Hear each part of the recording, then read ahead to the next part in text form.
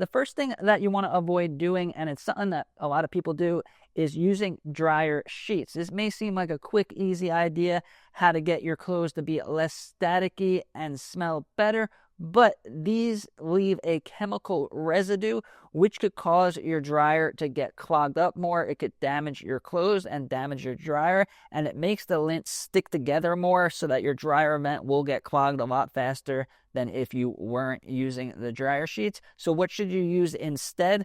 I would highly recommend using wool dryer balls. They also make plastic ones too, but I've found that the plastic ones are really loud when you run the laundry. It sounds like someone's playing the drums. So the wool ones you don't really hear, and it gives you the same effect, less static, less wrinkles, and it makes your clothes dry better. The next thing is going to be with the lint filter. Of course, everyone knows they should clean their lint filter every time they do their laundry, but you should also clean inside where it goes. So right now, pause the video, get a flashlight, and take out your lint screen and look in there, and you'll be horrified. Lint builds up there so fast. My wife makes me clean ours like every 3 months, but you could really go every 6 months to a year.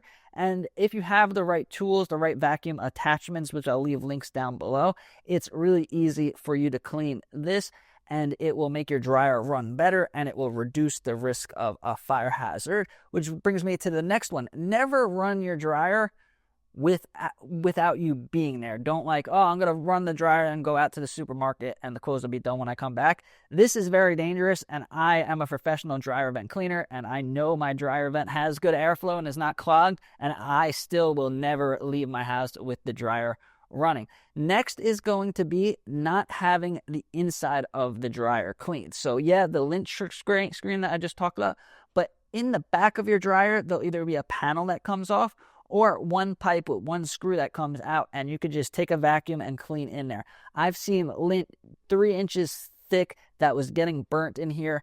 Everyone knows that they need to get their dryer vent cleaned, but not everyone knows that you need to clean the inside of your dryer. So even if you had companies come every year to clean your vent from the outside, you're still going to need to take apart your dryer and clean the inside, because it is a really bad fire hazard, but not as bad as a fire hazard as this next one, which I see at almost every house I go to.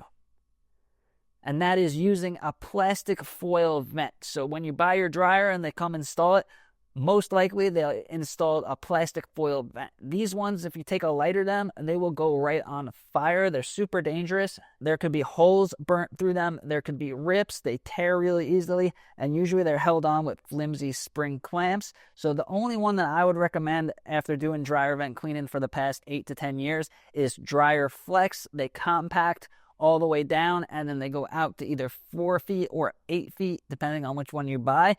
And they are flame resistant, crush resistant, tear resistant, and they're smoother so they don't get clogged as fast, and you get a percentage of better airflow.